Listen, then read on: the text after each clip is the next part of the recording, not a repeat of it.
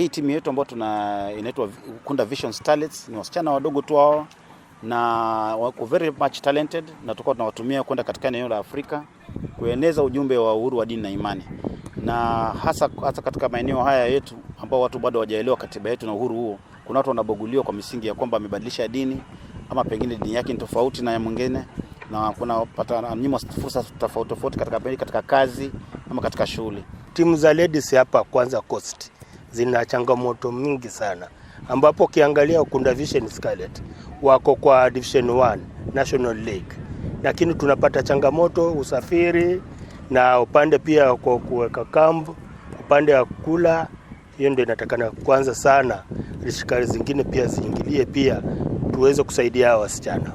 Sisi kama players imetusaidia sana juu maybe mtu kama mimi sasa ningekuwa niko nafikiria vitu zenye hazifai kunifanya, but juu hii friendly ya leo at least tumeamua kutukibizi. Tunasema ni asante, pia tunasema ni asante kwa kujiunga nasi kama Ukunda Vision Starlets kutusaidia, cause ni changamoto nyingi zenye tunapitia.